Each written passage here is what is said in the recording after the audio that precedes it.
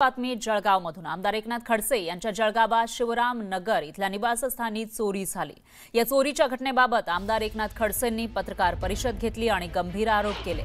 चोरट्यांनी अत्यंत नियोजनबद्ध पद्धतीने रेकी करून माझ्या घरातली भ्रष्टाचारासंदर्भातली महत्त्वाची कागदपत्र तसंच महत्त्वाच्या सीडी पेन ड्राइव्ह चोरून नेण्यासाठीच ही चोरी झाल्याचा गंभीर आरोप एकनाथ खडसेंनी केला आहे।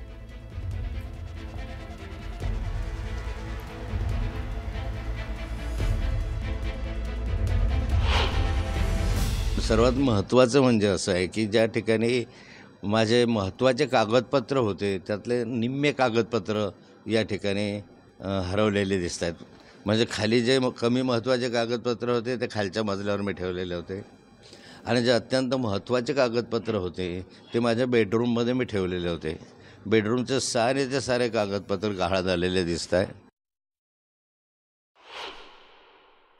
माहिती कसं की शिडी या ठिकाणी ठेवलेली आहे आणि त्यातल्या त्यात निम्म्या शिडी गेल्या आणि निम्म्या शिडी शिल्लक राहिल्या, हे कसं होऊ शकतं?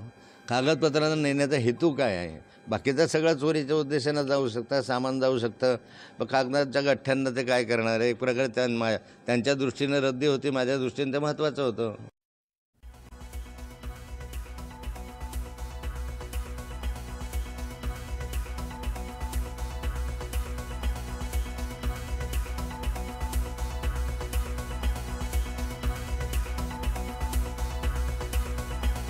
तर बच्चू कडूंच्या सरकारकडे या मागण्या आपण बघतोय आणि दुसरीकडे हा जो मोर्चा बच्चू कडूंच्या नेतृत्वाखाली पोहोचलेला आहे, धडकलेला आहे नागपूरमध्ये, त्यानंतरची ही स्थिती, त्याचे परिणाम आपण या ड्रोनच्या माध्यमातून टिपलेल्या दृश्यांच्या माध्यमातून समजून घेऊ शकतो।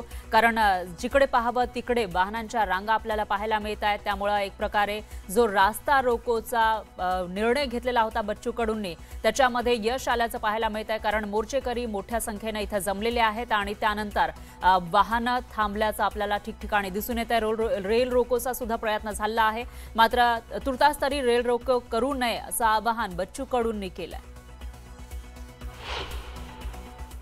सरकारने पहिल्या दिवशीपासून सकारात्मक भूमिका ठेवलेली आहे।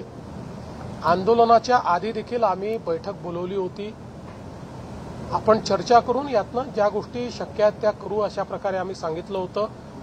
पहिल्यांदा बच्चू कडूंनी त्याला मान्यताही दिली होती।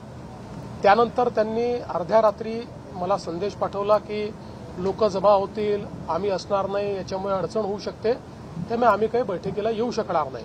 त्यामुळे मग आम्ही ती बैठक रद्द केली। आजही बावनकुळे साहेबांनी त्यांच्याशी संपर्क केलेला आहे।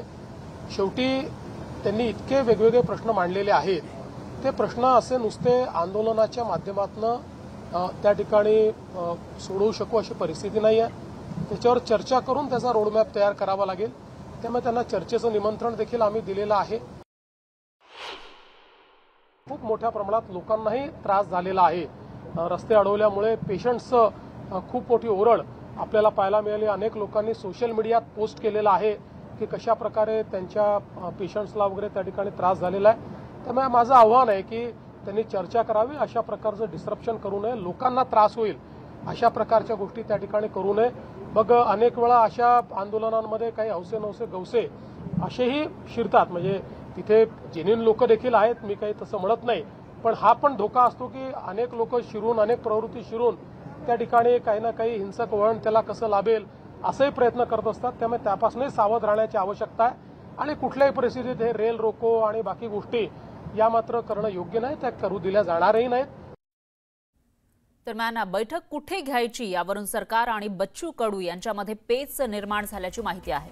चर्चेसाठी मुंबईमध्ये यावं, तिथं तोडगा निघेल असं आवाहन मंत्री बावनकुळे आणि महाजन यांनी बच्चू कडूंना केलं।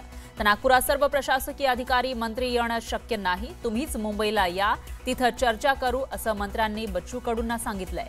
शेतकरी कर्जमाफी मुद्द्यावर समिती नेमणार आणि आमच्याकडून चर्चेची दारं खुली आहेत असं मंत्री बावनकुळेंनी स्पष्ट केलं।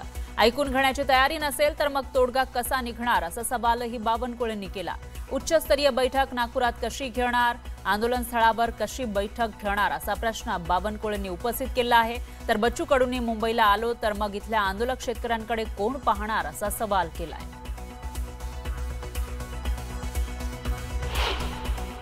सरकारने बैठक लावल्या, बैठकीला यायचं नाही, ही जी भूमिका आहे मला वाटते यातून थोडं बाहेर निघून खरंच शेतकऱ्याच्या हक्काचे निर्णय करायचे असेल, शेतकऱ्याच्या हिताचे निर्णय करायचे असेल तर त्यांनी बैठकीला आलं पाहिजे. त्यांनी आताही त्यांनी सांगितलं की माननीय मुख्यमंत्र्याला आम्ही विनंती करू की पुन्हा एकदा बैठक घ्यावी. बैठकीतले मार्ग निघू शकतात, आंदोलन कमी होऊ शकतं.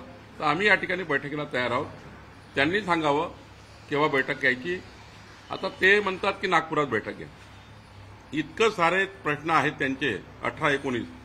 उच्चस्तरीय बैठक तर मुंबईत होऊ शकतं, सह्याद्री होऊ शकेल, मंत्रालयात होऊ शकेल. जेव्हा शेवटी मंत्रालयातून मार्ग निघतात ना, ते म्हणतात की आंदोलनस्थळी बैठक व्हावी, त्या ठिकाणी इकडे बैठक व्हावी. त्यामुळं मला वाटतं की याच्यामध्ये काही तथ्य नाही. म्हणजे त्यांनी थोडं या ठिकाणी चर्चा करावी. आता आंदोलनस्थळावर कशी बैठक होईल आपण विचार करा. एवढा मंत्रालयाने 18-19 मंत्रालयीन अधिकारी लागतील.